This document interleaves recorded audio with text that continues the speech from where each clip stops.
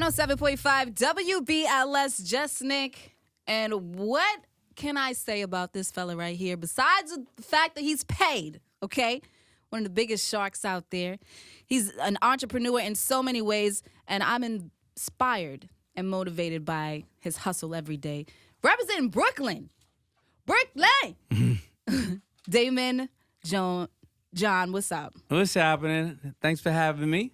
Thank you for coming through. It is amazing. Thank you. We have a lot to talk about today. We do. I'm excited to be on the most legendary station in New York. We're celebrating 50 years of hip-hop. 50 years of hip-hop. Can you believe it? I can believe it. Trust me. Yeah, you can. Yeah. Mr. Fubu. Remember, I was born in Brooklyn, then I moved to Queens, and I was on the first Fresh Fest tour at 14 years old, I think.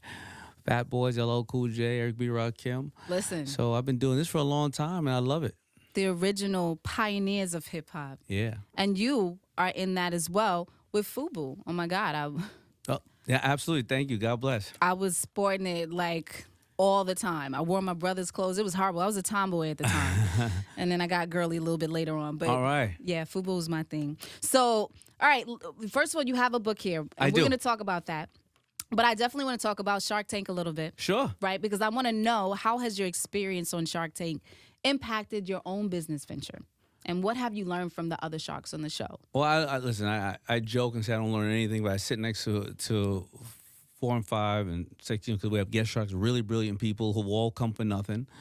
But I think that I don't really think that it's the other sharks that they kind of like reinforce some of the things I know, and they do business different ways. But it's the everyday entrepreneur that comes up there that was watching the show or had zero last year, and they just opened their business online, even though they were a nurse at the same time or a sanitation worker or whatever the case is. And now they're doing millions of dollars worth of business, and they're just trying to understand, though, they were following their passion the same way you're doing by broadcasting and giving people joy, but they didn't know how money really works. And then that's why they're normally there to say either I know a little bit and how do I scale, or man, I was solving a problem for somebody else, but how did I know how money works? I need help.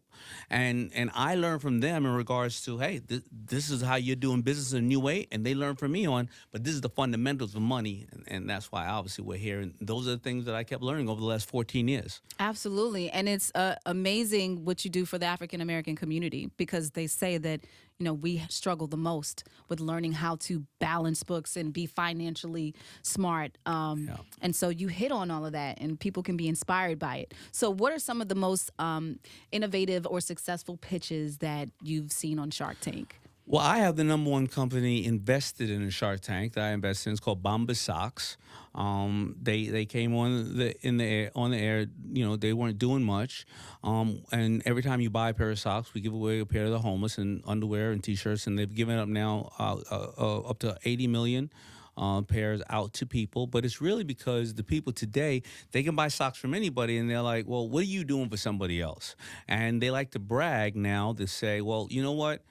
I gave this amount of time this year. It doesn't have to be socks, right? So right. A person today says, well, every time I bought this, I cleaned up the ocean. Every time I bought this, I stopped human trafficking. And every time I bought this, somebody in need got a pair of socks. And then they send it to you for Christmas and go, by the way, I'm sending you 10 pairs of socks. And you just gave the 10 people. So when I came up in business, I didn't do that. We gave a lot of money away, but the internet wasn't out, so we didn't advertise it because it felt like we were making money off the hardships of others. Look what we're doing. But today, with all these layers, they want to know what you're doing. And if you're doing it wrong for the wrong reasons, well, then somebody's also going to expose you, right? So it really, the dynamic of why people buy now or support you has totally changed, because it's no longer making they will come. It is, what are you about? Because I want to make sure that I'm spending my money with the right people. Right. I read something where they said that you don't sell products, you sell a feeling. Do you agree with that? Yeah, you sell a feeling, you sell a destination, you sell a movement, right? Because you can have the same kind of T-shirt. I always say this, right?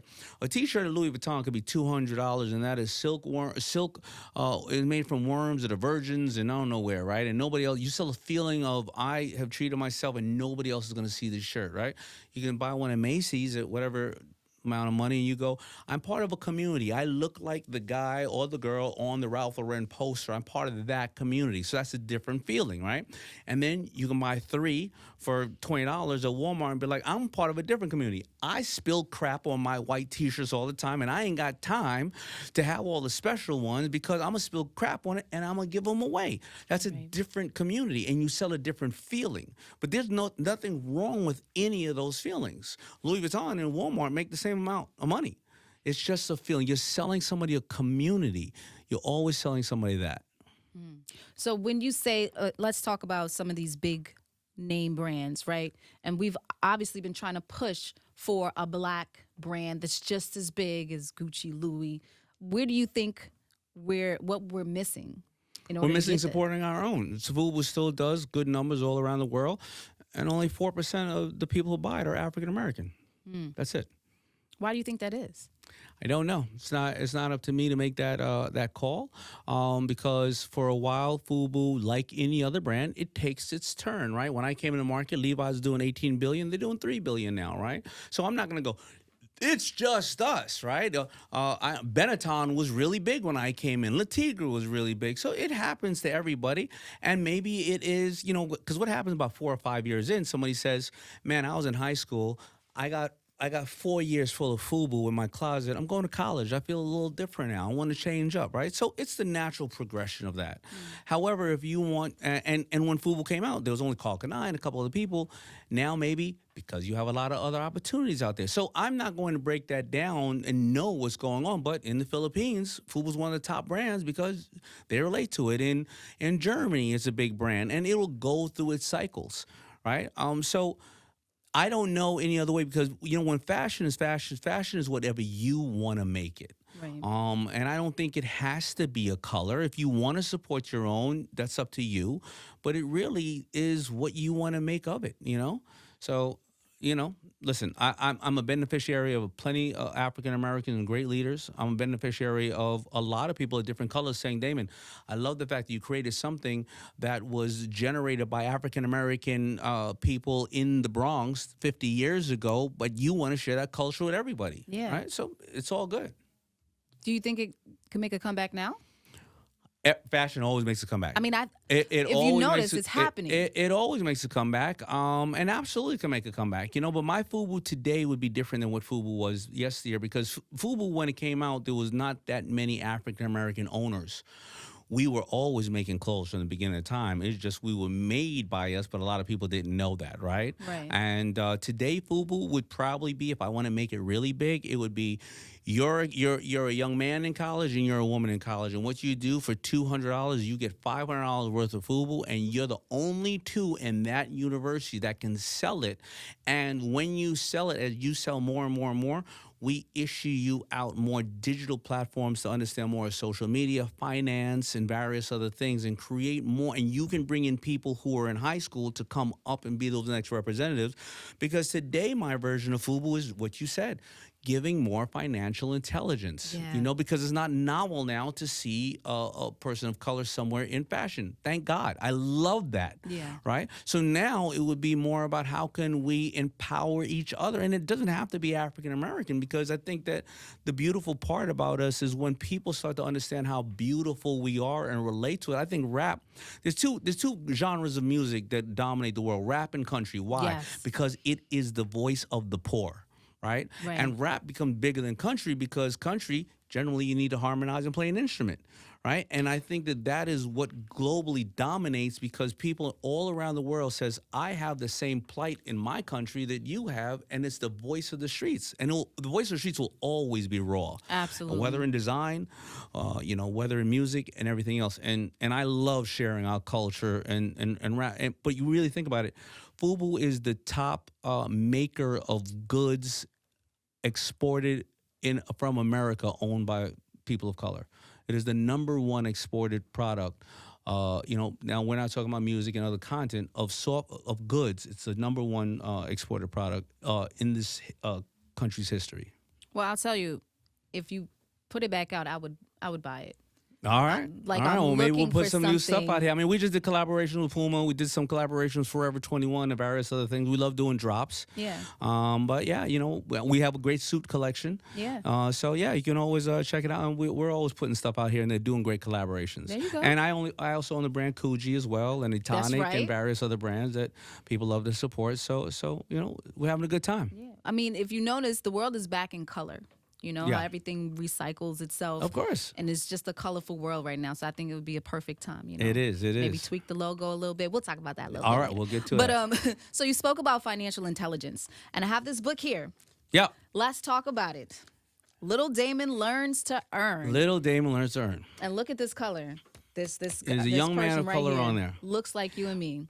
Well, you know what the best thing about it is? It is the #1 book in the country today. It came out yesterday. If you go Wow. on to Amazon and all the sites, it is the #1 book in the country. And you know what? There is no other book like this in or out 5 to 10-year-olds to teach them in a soluble way with their parents and connect with them about how to make money, earn money, and what you do with money. Because we don't come from legacy wealth. We don't have generational wealth or grandparents and things of that nature who had money. And by the way, we couldn't even get life insurance until the late 60s. We can get insurance to bury people, but we couldn't get insurance because of the systemic issues going out there that we can pass on to our children $1 million, $2 million, or create a trust fund. So, of course, we understand there's a lot of systemic issues that have plagued us and still do till today. Absolutely. But there's also things that we can do to absorb information. And this is not just about African Americans. Again, they don't teach us, and there's no conspiracy. In this aspect, there's no conspiracy.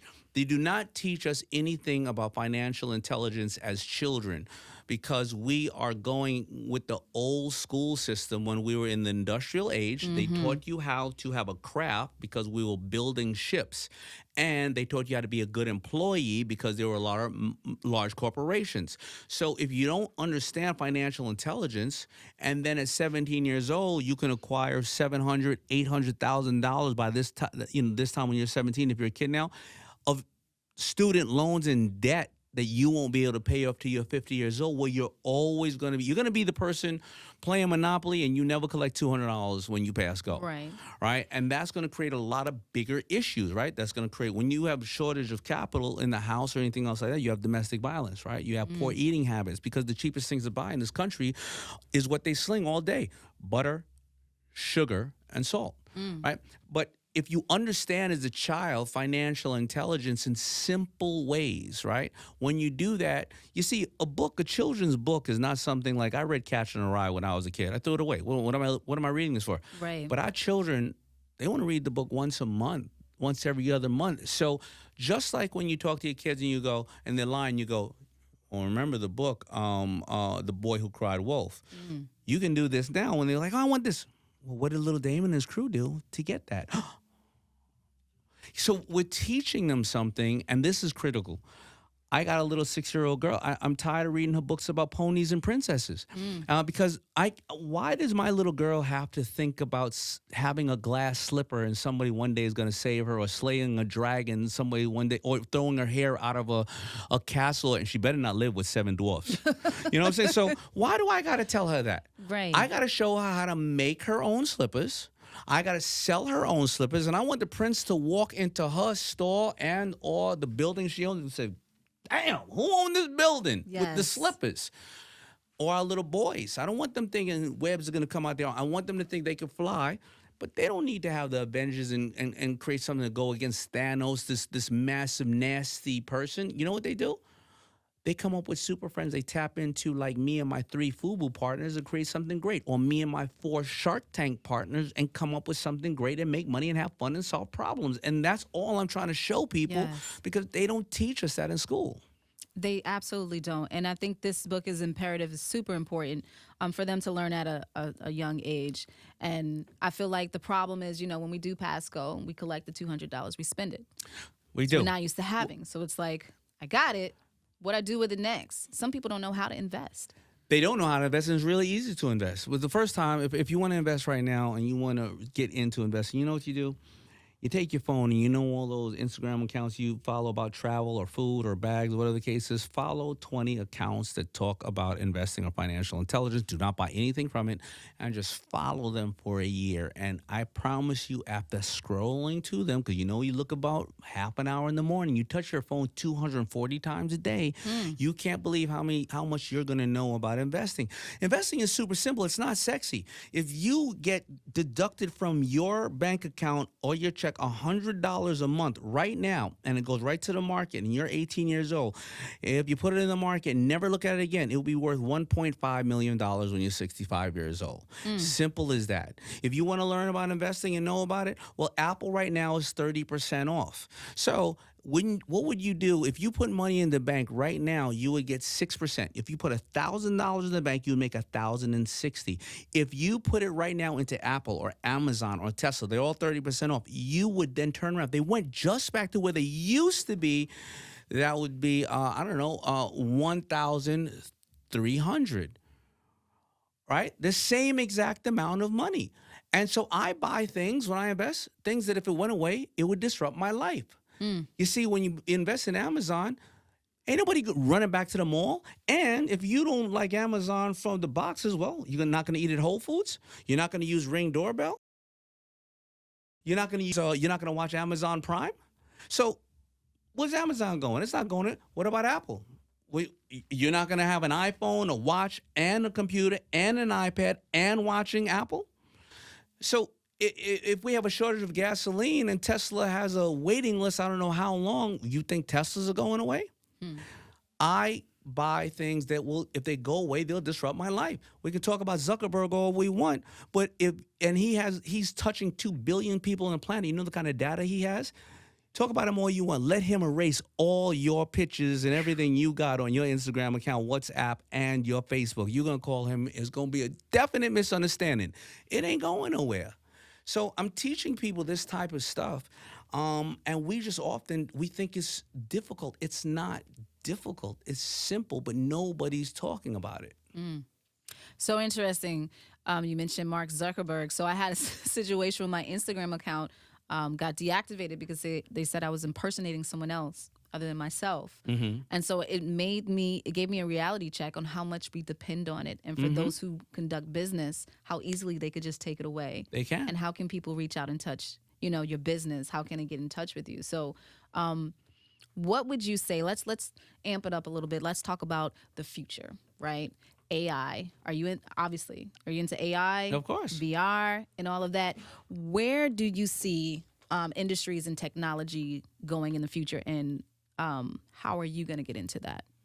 Well, it all depends. AI can make your job extremely easy. So if you're a designer and you're afraid of AI because it can spit out something in 40 seconds, well, and you're like, oh, it's going to take my job. No, it's not, because now instead of having one client, you can have 100, and you can say, listen, this is the feel of where we want to go, and then I can start narrowing in on what you want, but half of the hassle is done, right? Yeah. If you can't really feel like you can articulate something well now you can have one-sheeters on where this idea or concept is, so you can get a yes or a no quicker, or whatever the case is. I think AI is going to be a plus to everything. But it's going to erase plenty of jobs, right? You got It's chat, going to erase 3PT. some jobs. It's going to also create some jobs. But if you see, success is very simple. You got to wake up before everybody and go to bed after everybody. If you're somebody who thinks it's going to erase your job, that's up to you. But, at the end of the day, you need programmers. You need people to fix these computers. You need a lot of people to do those type of things. Everybody said that, oh, don't let people in this country, this and that. Like, who took the jobs of, operators? Google. How many people Google employs? Way more than operators were, right? How many took the jobs of, travel agents? Orbitz, Travelocity. They employ way more people than travel, agents ever were. It's just a different form of communication. That's all it is. And if you are somebody in fear of it, listen, the number one job for males in this country are operating heavy machinery. Everything is going to go automated after that. But who is going to program the tracking and the drayage and all that type of stuff? Now, your dad does not have to go and work on a truck and be gone for 2 weeks, because he can sit home and he can probably, if he learns how to code, learn to operate those trucks from home. But if he keeps going, oh, that that ain't working. And then all of a sudden he's Yeah. home unemployed because he didn't make that simple adjustment. But now he could be home with the grandkids whenever he wants, not have to trek through the snow or risk his life. You just have to change with those times and understand times are going to change regardless. And they are. They They are. are. Like you said, you mentioned Tesla. In a few, well, maybe 10 years, a decade, there won't be any more gas cars. Yeah. They already have the robots that can flip and do things. But computers can't learn, and they don't have critical thing like we have in regards to communication and various other things. So every computer that is built, it needs somebody to program it to fix it. Who's going to fix all of those cars Right. and all of those automated vehicles? Somebody's got to fix it. So is Fix that them. what the future of jobs looks like for us? That's where the future of jobs is going to look like for us. And this is an amazing time I think this is the century that women will dominate the world. The reason why is because if you think about the last couple of centuries, whether we're in medieval times or the agricultural age or the industrial age, you needed bare muscle for that. Now we're going to the communication age. Well, who communicates 10 times faster than a man or twice as much as a man? Who is more in touch with their feelings when they're communicating, and who has a nurturing ability to not only be egoed up about something, but they're also problem solvers? Because forget being an entrepreneur. You think entrepreneurship is hard? Taking nothing away from men, but being a mother is harder than being an entrepreneur. Say that again. Right? Bring a life into this world and risk your life. And then all of a sudden, there ain't no book that's going to show you how to raise this child step by step by step by step by step. And now we're at the communication age, and it is shown in regards to funding and various other things that when you take the face out of funding, funding like, companies online, women and men are equal in getting their companies funded. But when the face is in their traditional funding, women are at 4%.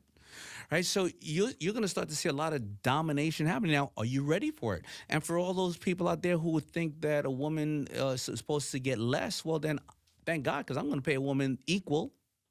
Right? There And you just go. to respect them for the value, you can never get good talent when this world starts to move like that. So you have to change with the time. Well said. Okay, so what do you see as the future of entrepreneurship? Entrepreneurship, everybody, see, the stat is that 50% of kids graduating today will retire with a job title that doesn't exist today. And what does that mean? That means that 20 years ago, if I would have told you you were going to be a drone operator, an AI expert, a pay-per-click, a social media manager, a content, an influencer, you would have said, what is that? And that means that everybody has the ability to be an entrepreneur at the same time as being an intrapreneur, right? You don't have to always be the entrepreneur themselves, because every Batman needs a Robin. Right? So everybody's going to have their own form of their own, basically, side hustle, entrepreneurship, whatever the case is. And it's growing. I mean, I think in the last, and the number one, the two areas that are growing the most are women entrepreneurs and seniors. Because a lot of seniors have dedicated their whole life to living somebody else's dream. My mother wanted me to be a doctor. My mother wanted me to be this. You Right. know what? And I'm retiring, and now I want to do what I want to do, because I got a whole Rolodex of people that I can call that we are doing things that we love, and I can do them virtually from home. Right? So entrepreneurship is going to live and thrive, and you don't have to be an entrepreneur. Entrepreneurial thinking is something you could bring into a company, and those are the companies that win, with entrepreneurial thinking people. Daymond, I appreciate you so much for stopping through, dropping these gems. If you haven't gotten the book yet, I encourage all parents to get this. It's already a #1 seller.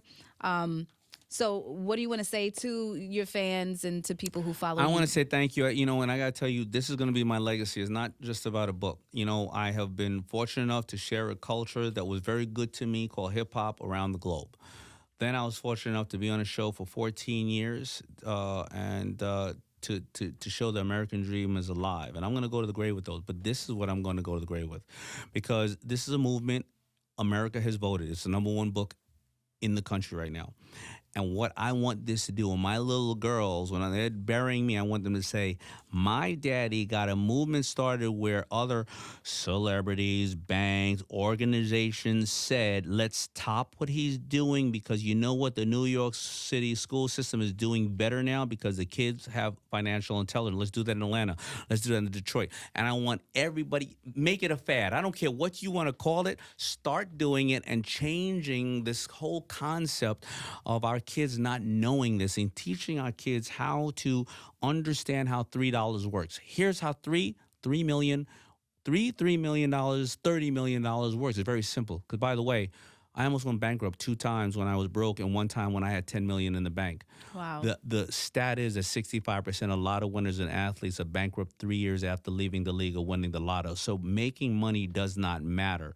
The way when money comes in is this. The first dollar you have, you're supposed to spend it on what you have to spend it on to live. The second dollar is supposed to be an investment, and the third dollar is supposed to be something you would like to buy but don't have to buy. But as Americans, you know what we do? We work really hard. We want to treat ourselves first. So we go to number 3 as number 1. Then we never get to number 2, and then we're late on number 1, so we have 18% interest on our credit cards and loans that chew us up for the rest of our lives. If you tell the kid this concept earlier on in life, their mind is open. They're not like us who already have families, already doing this. Oh, you should have told me that 20 years ago. Yeah. And I want to create this movement that when I am in the grave, my kids say, my daddy started a movement and everybody got behind it because they understood this is what we need to do to give the American dream to all of our people, especially African Americans who have systemically been held back. And he gave it to them and everybody started to do it. And that's what I want to do. Thank you so much. Daymond, we appreciate you. Thank you for watching WBLS. I look forward to this becoming a cartoon series. Thank you. And this is the best network to do this on because this is a true African-American entrepreneur company that started and inspired me growing up. This is amazing. It's full circle. Thank you. Absolutely.